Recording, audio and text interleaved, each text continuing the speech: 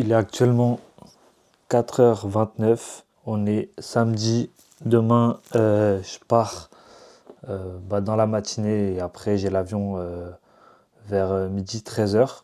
Go Dubaï, première fois là-bas. Euh, J'en ai entendu beaucoup parler, que ce soit en bien ou en mal. Et franchement, j'ai hâte de voir à quoi ça ressemble. J'ai pas bougé depuis novembre-décembre.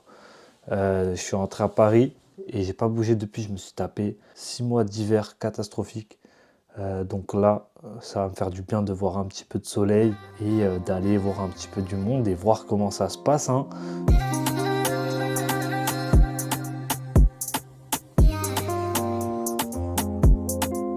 J'ai vu les plus beaux océans, mais c'est dans tes yeux que je préfère nager. Je suis low-key, j'ai du mal à m'attacher.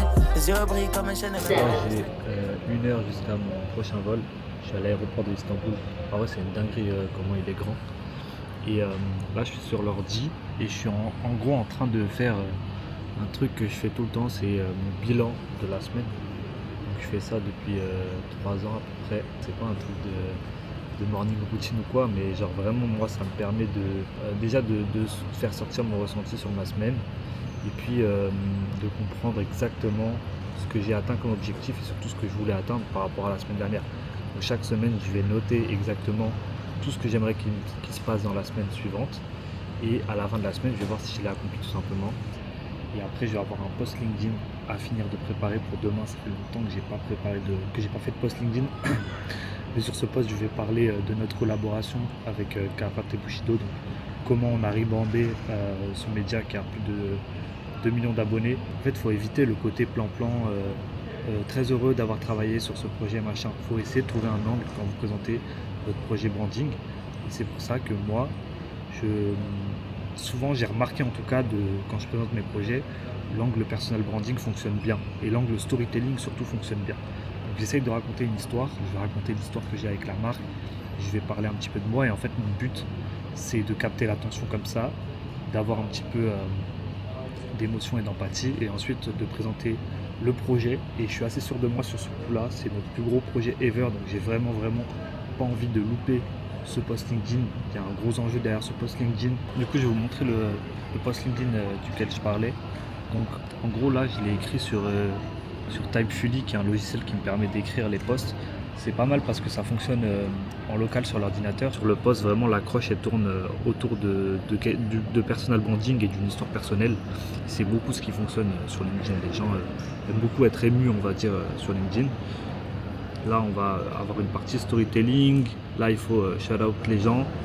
Et ensuite, on explique exactement ce qu'on a fait, etc.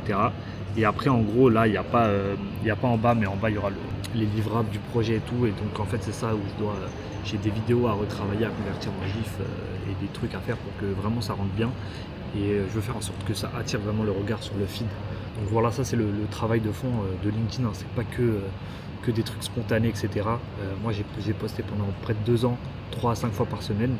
C'est principalement grâce à ça que je suis là et c'est très tactique en fait, LinkedIn. Il faut vraiment comprendre la plateforme, ce qui fonctionne, ce que les gens ont envie de consommer dessus. Du coup, bien arrivé à Dubaï, comme vous pouvez le voir. Du coup, je suis un peu dégueulasse parce que je sors actuellement d'une petite séance de sport. Genre vraiment 3 fois rien, hein.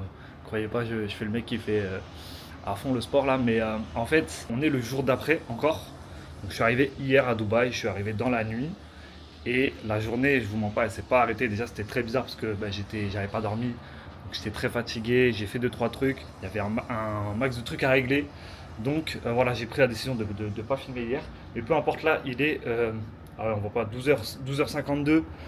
Pourquoi aussi je reprends aussi tard? Parce que tout simplement, hier, je me suis couché à 21h30 et j'ai dormi plus de 14 heures. Donc voilà, une chose en enchaînant une autre, ça nous amène à presque 13 heures. Je vais vous montrer rapidement. Je ferai peut-être un room tour plus tard parce que là, c'est un peu le bordel. Mais en gros, je peux montrer rapidement peut-être. Vous voyez déjà là le soleil, c'est un truc de fou. Donc, il faut savoir que l'appart, il n'est pas très grand, mais la terrasse, elle est encore plus grande que la chambre. Donc, c'est pour ça que j'ai choisi cet appartement parce que la terrasse est vraiment immense. En vrai, on est pas mal. Mon teint est dégueulasse. Il faut absolument que je bronze un petit peu, que j'ai meilleur teint parce que là, je sors de 6 mois d'hiver. J'ai commencé mon hiver À Montréal, dès fin octobre, début novembre, il faisait déjà 0-5. Autant vous dire que j'ai pas vu un pet de soleil depuis 6 mois. Ça me fait tout drôle. Ok, donc là, programme de la journée. J'ai encore pas mal de trucs à régler d'hier. Donc en fait, j'ai pris la décision d'arrêter et de dire bon, je vais me coucher parce que ça s'arrêtait pas. Donc aujourd'hui, ça va être plutôt taf, je pense, tranquille. Par contre, demain, à partir de demain, on va commencer à faire des activités. On va commencer à avoir du monde. Il y a des gens que vous allez connaître. Donc surtout, restez bien dans la vidéo parce que ça va réserver des secrets. Je sais pas encore ce qui va se passer là, mais je sais que ça va être une dinguerie. Donc je vous dis déjà de rester, ok? Bah écoutez, là, ça va être le moment de lock-in pendant genre 2 heures. J'ai un certain nombre de tâches à effectuer. Je vais mettre mes AirPods et je vais essayer d'envoyer pendant au moins 2 heures. Et après, on va voir ce qu'on fait. Ils ont une app ici. Je pense que vous en avez déjà entendu parler. Ça s'appelle Karim. Moi, je vais vous donner mon point de vue en tant que designer sur l'application. Donc en fait, c'est ce qu'on appelle une all-in-one app. Ça veut dire que c'est une application qui fait tout et c'est très peu répandu en Europe. Nous, on n'a pas ça en général. On a une application pour chaque utilisation. Et en fait, c'est un truc qui est typiquement très répandu en Chine. Donc, par exemple, ce que Elon Musk veut faire avec Twitter, c'est un peu ça. Et en Chine, ils ont ça. Ils ont une app qui fait tout. Et en fait, en gros, si vous regardez, avec cette app, je peux commander un Uber, un taxi. Je peux faire une activité. Je peux commander à bouffer. Donc en gros, ça c'est Uber Eats. Je peux même, et c'est ça le truc qui avait tourné sur TikTok, en vrai c'est une dinguerie un peu, c'est que genre je peux commander des appareils électroniques directement en mode Deliveroo. Donc je peux me commander un iPhone là ou une Play par exemple. Honnêtement, le concept des super apps, nous on n'a pas, des all-in-one apps, on n'a pas ça en Europe. Mais là c'est tellement bien réalisé, le design est excellent. C'est vraiment d'une qualité en termes de product design. C'est assez dingue et ça valait le coup d'être montré en tout cas. Bah là, je pense que je vais commander à manger avec. Et non, franchement, c'est vraiment, vraiment, vraiment une dinguerie. Je vis comme un baiser. Tu sais, je vais rouler ma Benz. Automatique, j'arrive comme un RS. Main sur les palettes, je médite. Main dans la mierda. Depuis Bambi, j'ai l'appétit. Les types vont sortir le pétard. Il est 11h. Du coup, la journée d'hier était un petit peu chaotique. J'ai dû gérer beaucoup de choses, beaucoup de problématiques, etc. J'ai eu beaucoup de calls. Donc là, j'espère qu'aujourd'hui, je vais pouvoir profiter un petit peu. Ce soir, normalement, on est censé voir Sandro et Sacha de Gemeos. Et sinon, là, actuellement, donc, je suis en train de faire mon process pour l'accueil de nouveaux talents dans un projet. Donc là, on a un projet qui démarre et on a un designer qui arrive. Donc justement, c'est l'occasion parfaite en fait pour créer le process. Le meilleur moment, c'est quand tu es en train de le faire. Donc vous voyez, moi en fait, tout ce que je vais faire, c'est aller remplir une carte. Donc en fait, la carte, j'ai un bouton ici dans mon accueil. Je ne vais pas vous montrer parce qu'il y a des données sensibles. Mais dans mon accueil du Notion, j'ai un bouton qui me permet d'appuyer juste sur un bouton et ça crée direct. Donc c'est un raccourci en gros. Donc ça me prend vraiment que dalle. Et après, l'idée, c'est de venir créer une page. Là, je vais juste remplir quelques infos. Donc, quel est le projet, le prénom, le WhatsApp, combien on lui doit, combien il a été déjà payé, combien il lui reste à payer. Enfin, c'est nous qui payons le designer, quoi. Donc, c'est ça. Et après, en fait, ça, dès que je vais remplir une certaine info, il y a une automatisation qui va l'envoyer directement dans notre canal Slack. Et Inès va pouvoir reprendre la main sur l'accueil de ce designer et le plugger en fait au projet. Et en gros, comment ça se fait ? Ça se fait via ce process-là. Donc en gros, c'est un process qui regroupe l'intégralité des actions qui se passent en fait. Quand un designer arrive sur un projet, qu'est-ce qui se passe? Et en fait, là, il y a toutes les actions qui sont listées. Donc côté management, côté high management, c'est mes actions à moi. Donc ce que moi je fais, et en fait moi je fais juste ça dans tout le process. Alors qu'avant je faisais tout. Et là par exemple, voilà, il faut créer le Figma du projet. Il faut contacter le mec sur WhatsApp, il faut lui demander sa facture, il faut lui demander s'il a bien reçu son virement, il faut lui demander son mail Figma, son adresse mail Slack. Lui, il a tout un tas d'actions à faire, il faut qu'il récupère le brief, il faut qu'il vienne sur le WhatsApp, qu'il se présente, etc. Et pareil pour le client. Et en fait, tout ça, tant que ces actions ne sont pas remplies, on ne peut pas démarrer l'étape design du projet. Donc moi, maintenant, je fais que ça. Ça, c'est en gros, je remplis la carte, quoi. Je conclue le deal et je remplis la carte. J'envoie la carte et après, Inès, elle va s'occuper de tout le reste. Et là, c'est Inès, mais en fait, ça pourrait être n'importe qui pourrait reprendre ça. Ok, guys, il est à peu près 20h. Là, je vais y aller. Je vais appeler le Uber et je vais aller tout simplement à la Gemeos House, donc chez Sacha et Sandro. de Gemeos. Ils sont vraiment devant moi en termes de tout, en termes de CA. Ils sont vraiment beaucoup plus loin que moi et j'ai vraiment hâte de les rencontrer. Ça fait plusieurs mois qu'on parle. Moi, je les ai vus exploser un petit peu aussi sous mes yeux. On va peut-être aller se balader après. Moi, normalement, je devrais être capable de tout filmer. Et puis, voilà, on se retrouve après. Je vais prendre le Uber là. 45, c'est énorme, franchement. Moi, déjà, là, je suis à 7. Je suis monté déjà jusqu'à 14, mais genre... en vrai, c'est chaud. Hein. Et est-ce que les clients vous demandent encore, genre... est-ce que c'est vous qui allez gérer mon projet ou est-ce que vous avez dépassé ce stade-là? Ouais, bah c'est de moins en moins. Parce que j'ai vu LinkedIn ce matin, mais ouais.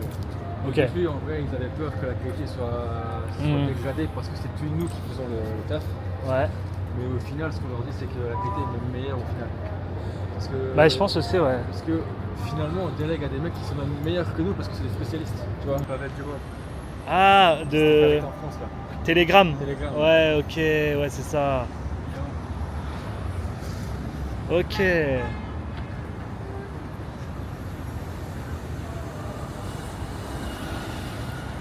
Oh là là. Non, franchement, pas mal la marina là. C'est un mood un peu plus apaisant, je trouve aussi que. Ben, en fait, déjà, le fait de pouvoir faire des choses à pied, tu vois, Ah oui. moi honnêtement, c'est ça qui me bloque. Hein. Juste Ouais. pour aller à... En plus, il n'y a pas de supermarché là où je suis. Ah ouais. Ouais. Ah, C'est putain. des mini Là, tu vois, on est épiceries. passé en bas, il y avait Carrefour. un Carrefour Market, tu vois. Non, franchement, c'est plus, ouais, c'est plus la petite ville sympa à vivre, je pense, ici en vrai. Nous, on a kiffé. Hein. Quand on voulait aller à downtown, mais au final, on s'est rendu compte qu'on c'était beaucoup mieux à la marina, tu vois. Ouais, ok. Ouais, c'est un peu plus naturel, tu vois. Là, t'as la combo, je sais pas si tu l'avais déjà vu. Je l'ai pas vu de près comme ça, mais pas mal. On va s'en rapprocher là. Pas mal. C'est toi, pourquoi Montréal du coup? Ben, en fait, Montréal, j'ai pas mal de potes là-bas. Ouais. Et j'y suis allé parce que justement, j'ai des potes qui m'avaient proposé de venir chez eux comme ça. Et moi, je voulais pas louper l'opportunité, donc j'y suis allé. Puis j'avais vraiment flashé sur la ville. Puis j'y suis retourné là, du coup, l'année dernière, 6 mois. En fait, j'avais pour objectif d'y retourner. Parce que en fait, moi, je kiffe l'Amérique du Nord. C'est ça qu'il faut savoir. Moi, je suis vraiment tous les trucs de Dubaï, Asie, tout ça. En vrai, de base, là, pareil, je suis là parce que, on va dire, je suis en mission, tu vois. Mais et je kiffe en vrai. Mais de base, je suis vraiment matrixé depuis tout petit par les US, moi. Les gens, ils sous-estiment Montréal. Ils sous-estiment de ouf. C'est la cool, hein. Ils sous-estiment de ouf parce que eux, Montréal, ils imaginent le froid et la neige. Ouais. Sauf qu'en fait, ça, c'est que 6 mois par an. Le reste du temps, il fait large aussi beau qu'à Paris. Et ils pensent que c'est que des petites maisons et tout. Mais en fait, il y a un gros downtown, tu vois. Il y a un gros downtown, il y a des tours. Moi, j'étais dans un condo, honnêtement. Bah, c'est du niveau de là où vous êtes, mais je pense que c'est genre 4 fois moins cher. Ouais, tu fais combien de loyer là par exemple? Là-bas, Ouais. c'était, je crois, l'équivalent de 1800 € pour un 2 pièces. Et avec 3 mètres de hauteur sous plafond. Les infrastructures dans le condo, elles sont incroyables. Le cadre, j'ai apprécié beaucoup. Mais ouais, je savais pas qu'il y avait des trucs. C'est un truc de fou en vrai. Non, c'est cool. C'est cool. Merci les gars pour l'invite en tout cas. Et bon appétit, hein. Bon appétit les gars. Mais tu vois, je suis venu aussi dans l'idée de me remotiver un peu, de voir parler avec vous, d'avoir un peu la foule des grandeurs, tu vois. On dit que nous on est tout petits dans notre tête. Hein. Ben, c'est ça en fait. Et j'ai l'impression qu'à chaque palier que tu passes, t'es le petit de quelqu'un et t'es en mode je suis qu'une merde, tu vois. Et En fait, au fur et à mesure que tu casses tes barrières mentales, Ouais. et à chaque fois que tu passes une barrière, bah, tu penses à la suivante, mais tu te compares. C'est aussi un petit tu te défaut qu'on a. compares au niveau du dessus en C'est aussi fait. un petit défaut qu'on a, c'est qu'en fait on célèbre pas assez nos victoires, je pense. Tu vois. Ah putain, moi aussi je suis comme ça. Ah non, pas du tout. Hein. Mais Tu j'ai sais, pas le. on a signé plus de 100 cas, en fait, on l'a même pas célébré, tu vois, Mais limite. c'est pas plus de 100 cas, on a signé 144. Ouais, et, tu vois. et en vrai, on l'a même pas célébré, tu vois, limite.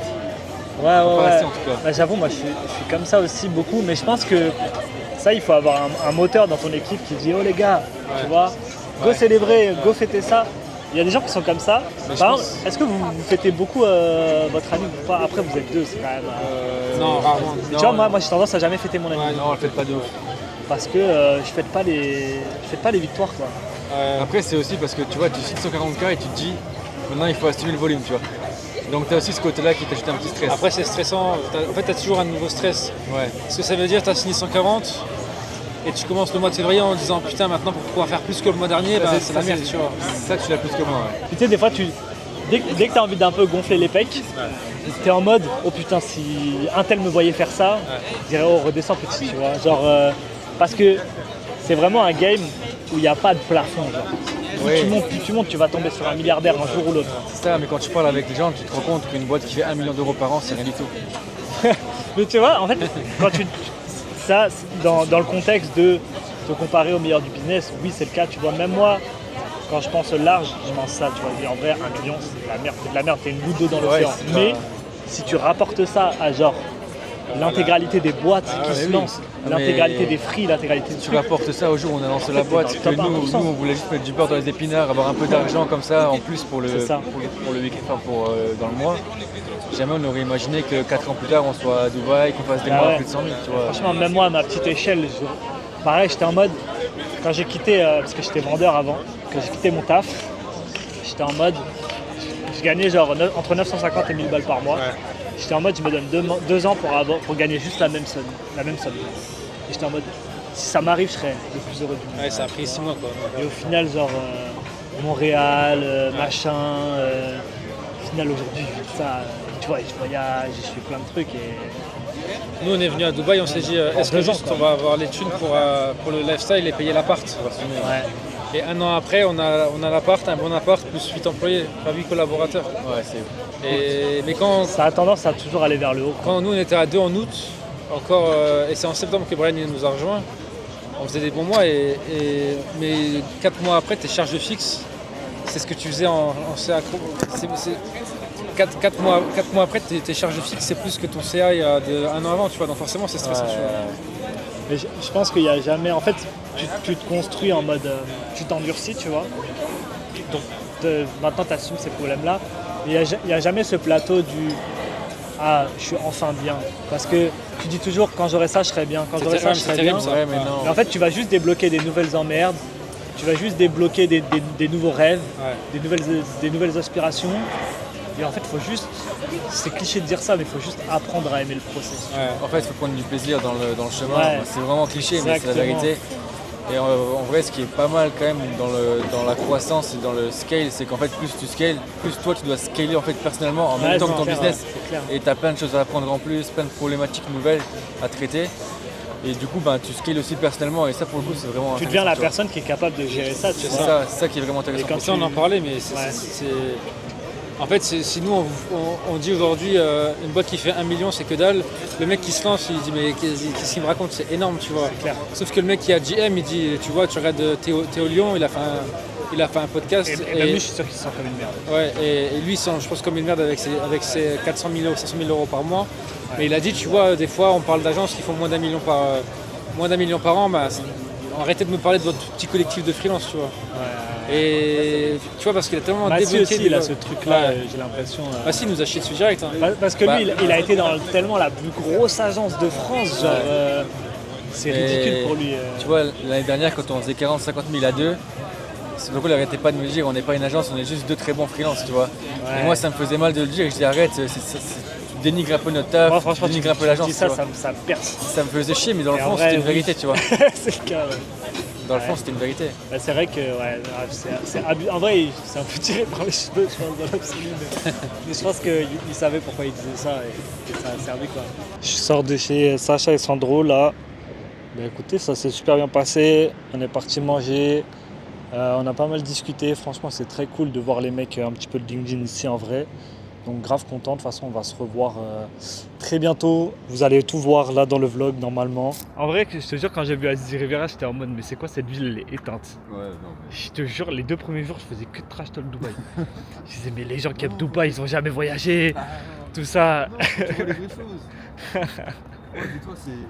Il y a un moment, j'étais un peu vénère aussi contre Dubaï. Je me suis dit, vas-y, tu sais quoi, je vais trouver un autre endroit et tout. Et je suis allé un peu partout. Et au final, je me suis dit, ah, tu sais quoi, au pire... Ouais, vas-y, toi, ça va, t'as fait pas mal d'endroits, ouais. Ouais, au Bah final, toi, en plus, t'as fait un peu les mêmes endroits que moi, genre Amérique du Nord, Cape Town. mais de ouf. Même Montréal, j'avais kiffé de fou. Ouais, Montréal, c'est Cape le feu. Town, c'est ma ville de cœur. J'allais parler, oh, il y a un terrain de basket. Ah ouais, Ça, c'est pour moi, ça. Franchement, ouais, je suis assez emballé. Marina, hier, j'ai bien kiffé. Ah, t'as kiffé Marina? Si, j'aime bien. Ouais, en vrai, j'ai bien kiffé. Après, c'est vraiment le bout du bout de la Marina, Ouais. où ils sont Sandro et Sacha. Mais en vrai, j'ai bien aimé. En fait, c'est très vivant, Ouais. très piéton. Et c'est rare ici, j'ai l'impression, des lieux comme ça un peu. Ah non, complètement. Et Du coup, en vrai, là, j'ai tous les talents qu'il me faut un peu. J'étais short un peu niveau talent, là. Et au final, ça va. Mais là où Open Purpose ils étaient très très fort, c'est que chaque design unit il a un DA qui a une vision un peu différente, mais ils ont les mêmes standards de qualité. Et du coup, ils sortent des projets, à chaque fois, ça n'a rien à voir. Et c'est ce que j'aimerais bien faire, mais nous, je pense qu'on a cet ADN de sortir des projets qui n'ont rien à voir à chaque fois. Parce que moi, je sélectionne bien le designer à chaque fois pour un style en particulier, et je fais en sorte de le pousser vraiment loin dans son délire, tout en répondant, on va dire, à des principes fondamentaux qui sont l'ADN de la rampe. Et en fait, moi, ma quête, on va dire, avec la rampe, c'est genre définir l'ADN de la rampe, qu'est-ce que c'est, tu vois. Et j'ai déjà listé des choses, j'ai listé un certain nombre de choses qui me définissent, des palettes de couleurs, certains layouts de copies, certaines idées de proportions, de white space, etc. Et l'idée, c'est qu'à chaque fois qu'on sort des projets, ça réponde à ces mêmes standards, tu vois, la rampe, tout en ayant à chaque fois un style différent qui est adapté au client.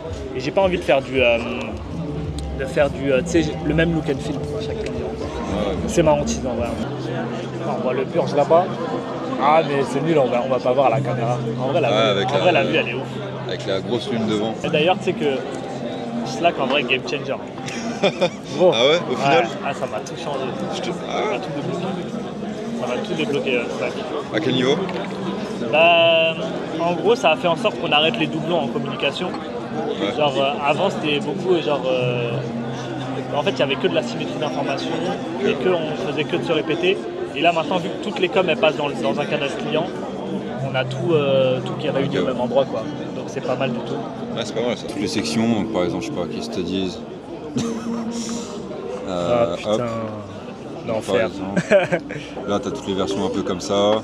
Donc en gros c'est soit par exemple background gris, carte blanche, soit fond blanc, carte grise, soit tout blanc. Ok, c'est que des combinaisons, ok. Que des combinaisons comme ça, avec des fois tu peux mettre des liens pour rediriger vers des case studies, vers des trucs. Regarde, le Figma il fait flipper gros. Le Figma, dès que tu mets les trucs en tout petit en plus. Frère, il fait flipper de ouf. Là pareil, tous les pricing, si tu as par exemple une offre, 2 offres, 3 offres. Donc tu peux pousser une offre aussi via la couleur, c'est cool. C'est ça. Et par exemple tous les trucs que tu vois là, je ne sais pas encore fait, mais ce sera aussi sous forme de composants. C'est-à-dire que tu pourras les prendre individuellement et les glisser dans d'autres sections si tu as de l'inspi. Que ce soit key numbers. Que ce soit les stacks, les machins, etc. Ça, un exemple de propal, genre. Alors il y a une version. Finalisée, tu sais, genre en mode template. Ça, c'est une version genre alpha de chez alpha de chez alpha, tu vois. Et ça c'est le truc qu'on a closé 19K là avec le studio donc c'est un peu le même header que moi j'avais, donc c'est vraiment repris de Notion. C'est ça, là on a repris de Notion. En théorie là j'aurais bien voulu foutre une vidéo. Status pending, ok, client sent by. Et ça tu peux choisir de les cacher aussi. Ça tu t'es vraiment basé sur ta propale Notion à toi de base. Complètement. Et après le product en lui-même, par exemple là tu as l'aspect dashboard. Ok, cool. Moi, c'est ça, là, c'est ce dash que tu m'avais envoyé là sur Twitter, j'aimais beaucoup. Il y a ça, t'as les metrics, s'il va bien charger. Tant pis. T'as les metrics, bon là, si t'as pas le plan. Hop. Par exemple, total sales amount, l'opportunité la plus chère que t'as closé. Combien de propales en cours sont acceptés. Après, tu peux choisir évidemment. C'est où. C'est clean. Voilà.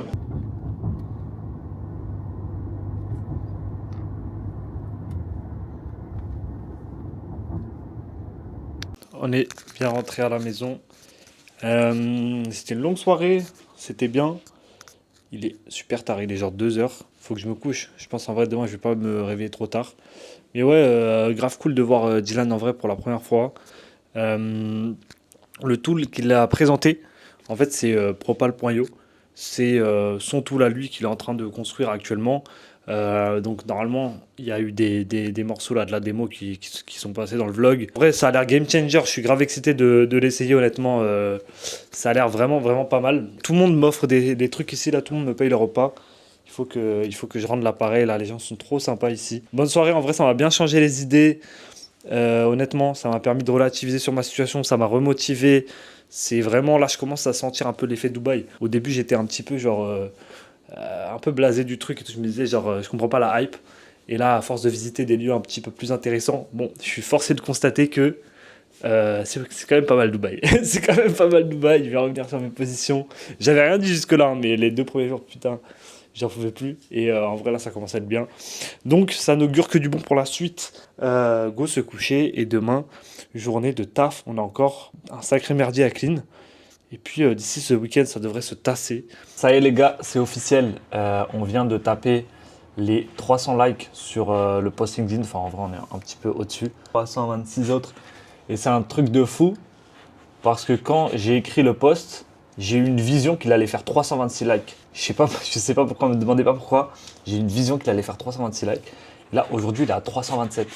Et il a écrit 326. C'est un truc de fou en vrai de voir ça se concrétiser. En gros, c'est pas juste pour me la péter. C'est pour dire que voilà, quand on a de l'expérience sur LinkedIn et qu'on fait très attention à comment on écrit les posts, bah effectivement, on peut avoir des résultats colossaux. Et moi, là, j'ai posté, c'est peut-être sur le premier trimestre, 7-8 posts, quoi. Donc ça, c'est la première chose. Mais en fait, surtout, ce que je voulais vous montrer, c'est le case study du projet. Parce que c'est quand même un truc de fou et on en est grave fiers. Donc le case study, il a été réalisé par Louis Boquet, qui est notre designer chez La Rampe. Donc, je vous montre un petit peu. Il y aura le lien normalement en commentaire. Le lien aussi du post LinkedIn. Et vous voyez Karaté Bushido, donc c'est le média numéro 1 sur le MMA. Ils avaient des enjeux de rebranding et on a refait un petit peu toute leur identité. Donc là, c'est juste pour vous montrer rapidement ce que ça donne, brand book, branding, typo, les couleurs. Normalement, le magazine maintenant, il va être brandé avec notre travail. Donc n'hésitez pas à aller l'acheter si vous passez en kiosque, vous allez le voir. Je ne l'ai pas encore vu moi. Mais je crois que le prochain, il sort avec le nouveau branding. Le social media, donc tout ce qui est Instagram, YouTube, tout ça. Donc, il faut savoir que c'est un média, ils ont 2,5 millions d'abonnés au total. Et je crois qu'ils ont 1 million sur YouTube. Donc, c'est un média quand même, vous connaissez sûrement leurs vidéos. Là, c'est le site web. Tac. La page 404. Alors, nous, il faut savoir que sur les pages 404, on se régale toujours. On met toujours un petit peu d'humour. Tac, la version mobile. Donc c'est un case study qui est très axé SEO et blog. Hein. En vrai, c'est essentiellement un blog. Donc c'était important. Et puis il fallait display aussi tout ce qui est chaîne YouTube. Et donc voilà. Bon, je mets les crédits quand même des gens qui ont participé au projet. Et ouais, gros cas d'usage. Donc écoutez, si vous voulez bosser avec nous, en vrai de vrai, c'est le moment de faire un petit CTA, mais si vous voulez bosser avec nous, www.larampe.io. Et voilà, si ça correspond à ce que vous attendez et si vous aussi vous avez le profil pour travailler avec nous, réservez un appel.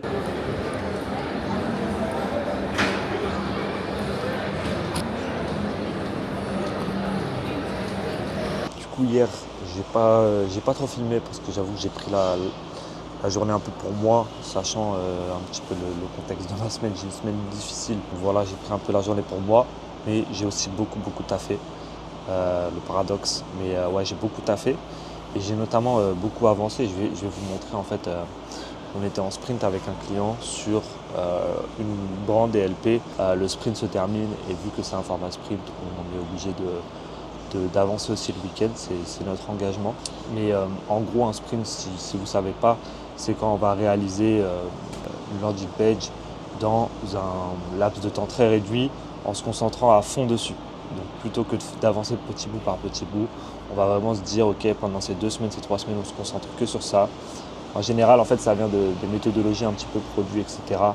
où on va se concentrer sur des features, des trucs comme ça. Et là, on le fait en mode landing page. Ok, je vais vous montrer rapidement. Donc, on est sur de la startup landing page quasiment terminée. Là, on a encore 2-3 trucs à revoir. Mais on y est presque. Et là, en fait, ce qu'on est en train de faire, c'est qu'on est en train de préparer principalement les composants pour l'intégration. Surtout que c'est pas des devs FR et c'est pas nous qui allons la faire.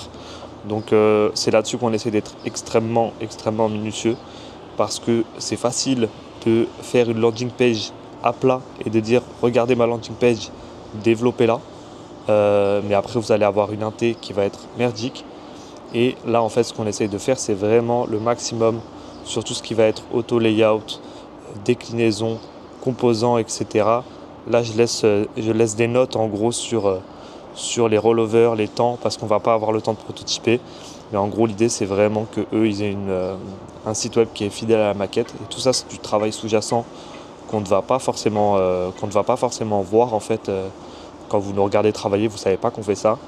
Mais c'est super important. Donc voilà, on va boucler ce projet-là aujourd'hui. Et comme ça, eux, ils vont être tranquilles pour développer demain. Et nous, on va pouvoir boucler là-dessus. Donc ça, je suis assez content. C'était un des challenges de la semaine. C'est ça qui a fait aussi que la semaine était plutôt intense. Donc, plutôt content. Du coup, je vais essayer un petit peu de temps en temps de montrer comme ça ce sur quoi on travaille pour que ce soit un peu plus tangible et que vous compreniez ce qu'on fait globalement au day-to-day en fait. Et donc là, je vous ai montré ça. Je vous montrerai peut-être après un site. En gros, là, sur la semaine qui arrive, on a un onboarding à boucler sur un client pour un site web. On a aussi deux offboarding à faire, dont celui de cette start-up-là. Et après, on a d'autres projets en cours qui sont en train d'avancer, où on est en phase de validation sur les maquettes de Home. Et les deux ont déjà leur brand. Donc, je vais voir si je ne peux pas vous montrer ça aussi. Il y en a une que vous connaissez très bien. Donc, c'est pour ça que j'aimerais bien vous montrer. Mais peut-être qu'il faut que je vois avec elle si je peux. Mais surtout, ça va être intéressant quand je vais vous montrer ça. Bon. Du coup, c'est le moment de faire le grand ménage. Je pense là, j'en ai pour au moins 2 heures devant moi. J'ai grave du ménage à faire. Et pourquoi c'est important de toujours nettoyer son environnement de travail, nettoyer ses appareils, ranger pour démarrer avec une semaine où tout est propre. Encore une fois, c'est pas du bullshit motivation. C'est un truc vraiment, je le fais tous les dimanches, peu importe où je suis, genre depuis plusieurs années. Et ça m'aide à clarifier en fait. Si tu as mal fini ta semaine, là en fait tu nettoies tout et tu recommences sur de bonnes bases. Et comme je vous ai dit, je ne suis pas quelqu'un de religieux, mais je suis quelqu'un de spirituel.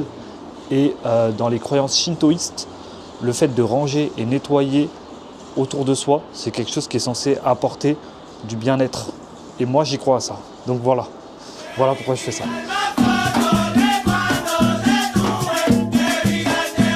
Il y a un autre truc de dégénéré aussi que je fais, c'est juste marcher pieds nus dans l'herbe. C'est un truc de fou encore, vous allez me prendre pour un moine, mais je vous jure, marcher pieds nus dans l'herbe et juste réfléchir, je sais pas comment expliquer, mais c'est trop puissant. Du coup là, je pense que je vais aller dans l'herbe, là j'y suis là, je vais faire quelques petits étirements et puis voilà, après ça va aller nager tranquillement.